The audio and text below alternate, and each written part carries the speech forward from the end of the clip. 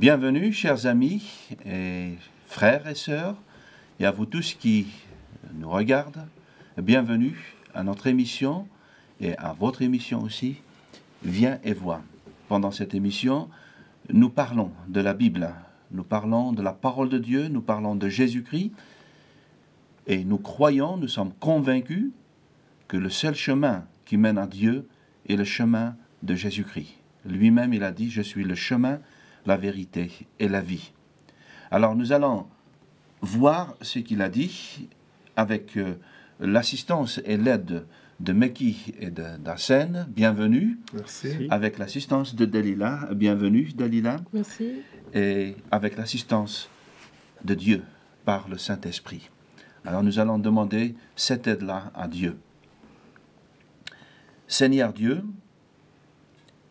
tu es dans le ciel, mais tu vois tout ce qui se passe dans la terre, dans toute la création. Tu es le créateur de tout ce qui existe, des choses visibles que nous pouvons voir et des choses que nous ne pouvons pas voir, des choses qui sont connues, mais aussi des choses qui ne sont pas connues. Tu connais chaque personne qui regarde ces émissions. Nous te prions pour chacun et pour chacune, afin que ton amour touche leur cœur. Et merci de nous aider pendant cette méditation, pendant cette conversation autour de ta parole. Merci de nous aider à comprendre et à expliquer. Nous demandons cela au nom de Jésus-Christ. Amen. Amen. Alors nous avons vu dans les émissions précédentes, nous avons lu, nous avons commenté, nous avons parlé des lois qui finalement, des lois très très spirituelles, des lois qui nous montrent dans un certain sens l'exigence de Dieu envers l'humanité, mais aussi des lois où Dieu a montré que l'homme en soi est incapable d'arriver à ce niveau que Dieu veut que nous atteignons. Mais Dieu vient au secours de tous ceux qui se confient en lui. Nous avons vu beaucoup, nous avons parlé du bonheur. Qu'est-ce que c'est que le vrai bonheur? Le vrai bonheur, ce n'est pas celui d'avoir des choses matérielles. En soi, c'est une bonne chose, mais le vrai bonheur n'est pas lié aux choses éphémères, les choses qui passent, mais le vrai bonheur est celui qui nous vient de Dieu, en relation, en vie harmonieuse avec Dieu. Et aujourd'hui, nous allons voir justement un exemple que le Seigneur Jésus nous a laissé. C'est la prière Notre Père. Alors je demanderai à Dalila, si tu veux bien nous lire Notre Père, c'est à partir du verset 9 jusqu'au verset 13 du chapitre 6 de Matthieu. Voici donc comment vous devez prier. Notre Père qui êtes aux cieux, que ton nom soit sanctifié, que ton règne vienne, que ta volonté soit faite sur la terre comme au ciel. Donne-nous aujourd'hui notre pain quotidien. Pardonne-nous nos offenses comme nous pardonnons aussi à ceux qui nous ont offensés. Ne nous laisse pas entrer dans la tentation, mais délivre-nous du malin. Car c'est à toi qu'appartiennent dans tous les siècles le règne, la puissance et la gloire. Amen. Amen. Peut-être que c'est bien de dire que les traductions que nous avons en langue française, et qui sont aussi très différentes, quand on voit toutes les traductions, les livres des traductions, elles sont traduites à partir du grec et de l'hébreu. Donc dans l'Ancien Testament, du grec et de l'hébreu.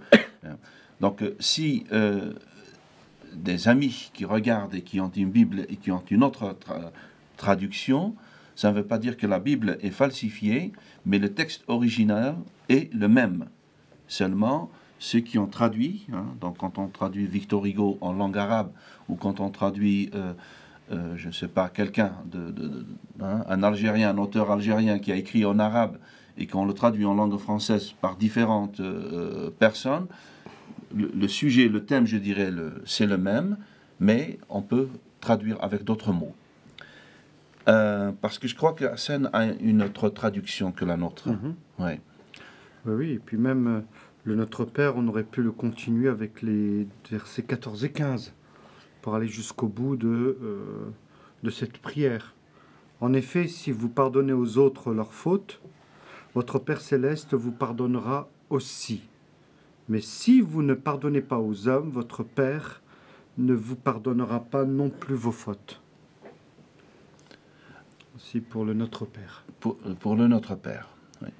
Il me semble qu'il y a 2 passages dans la Bible qui sont les plus lus dans des circonstances d'enterrement, de mariage, il y a le psaume 23. Le psaume 23, oui, et le Notre Père. Ce sont, Notre Père, ouais. Surtout parce qu'elle reflète, plus lu parce que la particularité du Notre Père est d'être une prière communautaire. Notre Père. Notre Père. Qui êtes aux cieux. Et on peut aussi rajouter à cela que non seulement cette prière est communautaire, mais elle exprime surtout la nécessité ou le sentiment nécessaire de notre solidarité, de notre attachement commun à une foi commune.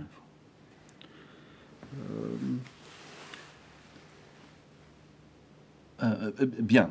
Avant de nous approfondir, hein, parce c'est une richesse, cette prière, est-ce qu'on peut, disons, la réciter, ou c'est un modèle, ou comment peut-on concevoir cette prière? Comment peut-on comprendre cette prière? Alors, c'est une prière qui est une prière familière. Et pour les Juifs de l'époque, comme pour ceux qui aujourd'hui pensent que Dieu est lointain, difficile, humainement parlant, de prononcer ce type de prière. Parce qu'elle rapproche vraiment, et elle exprime surtout, et encore, cette réalité familiale qui nous lie à Dieu. Voilà. C'est comme le sermon sur la montagne. Elle est marquée par une atmosphère familiale. Elle parle de la relation qui existe entre le roi des rois, le roi céleste et le membre du royaume de Dieu dont nous sommes. Elle parle du lien qui unit l'enfant à son Père céleste. Et surtout, non seulement de cette relation, je dirais, verticale, mais également de cette relation horizontale qui lie les frères, les sœurs,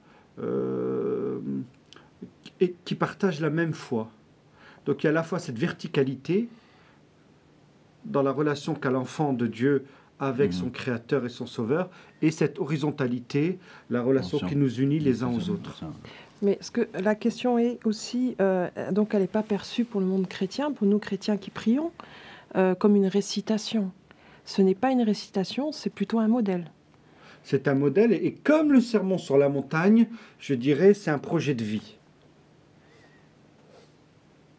Et qui replace les choses, qui les resitue dans leur priorité. C'est une échelle de priorité qui est exprimée ici. Ouais. Pourquoi, à ton avis, Jésus, justement, parle à ses disciples et leur demande de prier ainsi?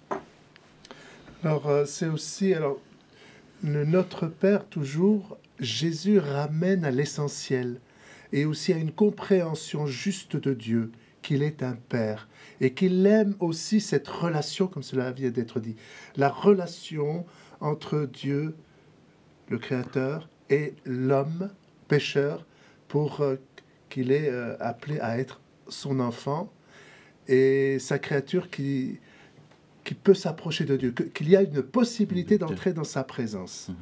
Et ce que l'on sait pertinemment, c'est que on ne peut s'approcher de Dieu sans avoir passé par la personne du Christ, puisque Jésus lui-même dit, à un moment donné, « Demandez au Père en mon nom. » Au nom de Jésus.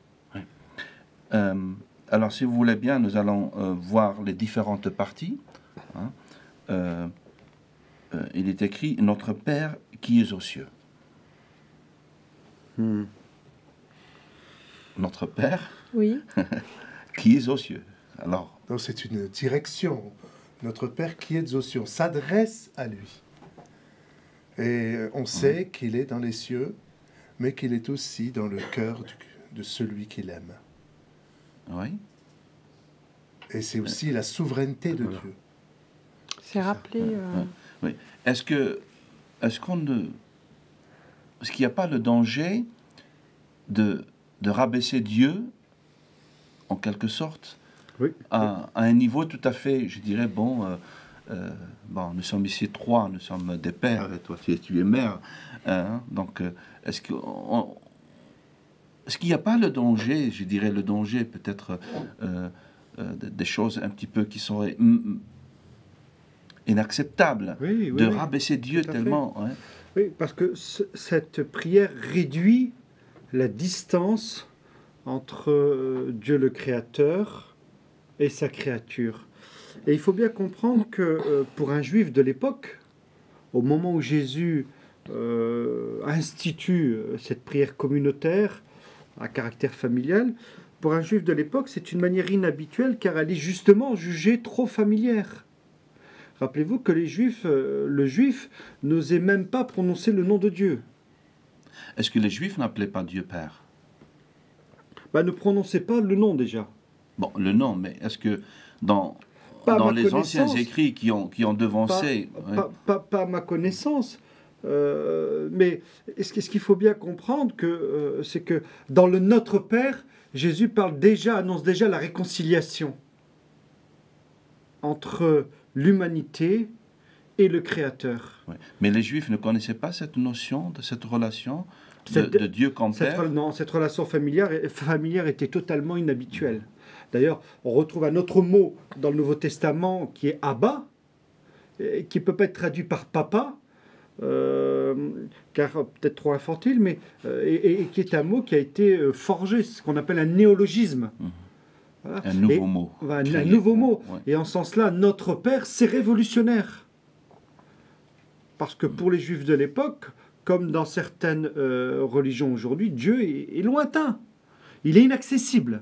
N'est-ce D'accord. pas ? Ça n'introduit pas plutôt une relation nouvelle avec Dieu, justement, et plutôt une proximité Voilà, donc une réconciliation, une proximité, mais surtout nous fait comprendre, nous fait saisir que nous sommes dans une famille et que nous avons tous ensemble un Père commun.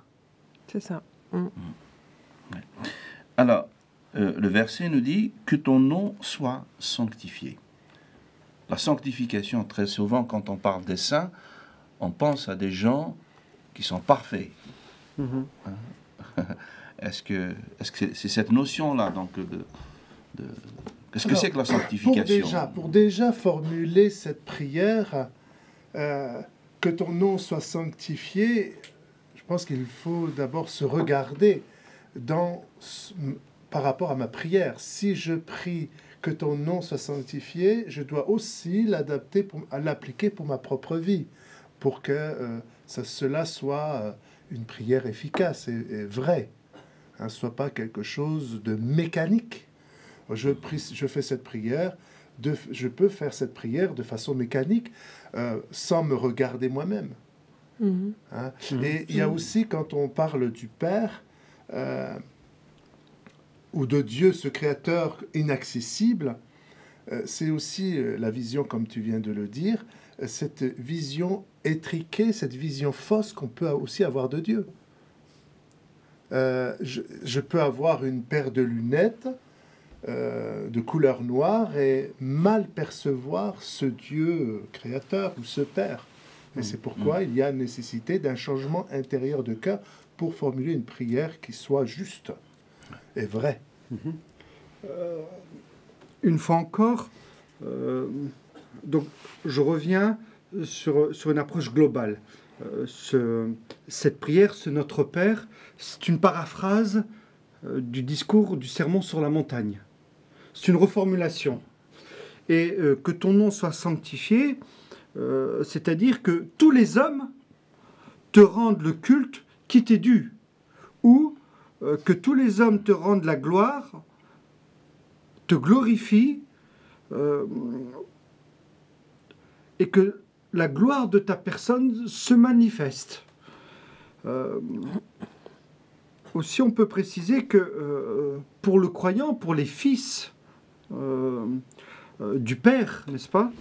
L'idée, c'est que avant d'exprimer quoi que ce soit comme souci d'ordre matériel, comme besoin personnel, que ton nom soit sanctifié, que la priorité dans notre vie soit ta personne.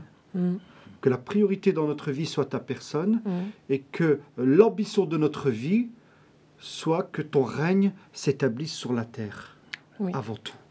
Est-ce que c'est pas aussi de rappeler que Dieu est très saint, 3 fois saint, de rappeler qui est Dieu avant toute prière? C'est vrai qu'on n'a pas de litanie, on n'a pas des prières tout apprises, récitées. La prière, c'est un cœur à cœur avec le Créateur, comme tu le disais si bien. C'est une relation, c'est une intimité. C'est pas des choses qu'on répète en pensant que voilà, c'est le procédé. Jésus n'est pas venu instituer un procédé, un système par lequel on peut communiquer. C'est pas le téléphone avec un numéro de téléphone. Mais c'est vrai que ça me rappelle aussi de rappeler aussi aux chrétiens que lorsqu'on s'adresse à Dieu, c'est bien de rappeler qui il est, que Dieu est 3 fois saint. Et donc c'est à la fois cet équilibre qu'il faut maintenir entre ce caractère familial qui n'est pas familier, cette proximité de Dieu, tout en reconnaissant cette souveraineté de Dieu. Bien, merci pour ces éclaircissements. Alors, que ton règne vienne. Qu'est-ce que c'est que le règne de Dieu? Parce que là, c'est un souhait. Hein? Donc, on prie que le règne de Dieu vienne. Il vienne où? Dans nos cœurs. Dans nos cœurs. Alors, qu'est-ce que c'est que le règne de Dieu? D'abord, il faut penser au royaume, roi. Il y a la notion de roi. Et nous savons bien que Dieu doit régner sur cette terre, mais surtout dans notre cœur, en premier lieu. Et on sait qu'un jour, Dieu régnera et viendra établir son règne sur la terre par la personne de Jésus. Ça, nous le savons d'après les textes bibliques. Alors, le règne ou le royaume. Oui. Alors, que ton règne vienne, mais que ton règne vienne comment et par qui? Que ton règne vienne par la communauté des croyants. Que le discours, que le sermon sur la montagne, que le Notre Père s'applique dans nos vies. Prioritairement, que ton règne vienne parce que le règne de Dieu, c'est quoi? C'est la justice. Donc la capacité d'établir entre nous, communauté des croyants, des relations saines et justes, des relations d'intégrité, d'honnêteté, de vérité. Le royaume de Dieu, c'est la justice, donc c'est la joie et c'est la paix. Voilà le règne de Dieu. C'est-à-dire, nous resituons une fois de plus, une fois encore, l'échelle de nos priorités. Et si nous commençons par nos soucis, alors nous faisons fausse route. Très bien. En continuant, on va arriver à cet ordre-là qui a été cité ici. Alors, il dit que ta volonté soit faite sur la terre comme au ciel.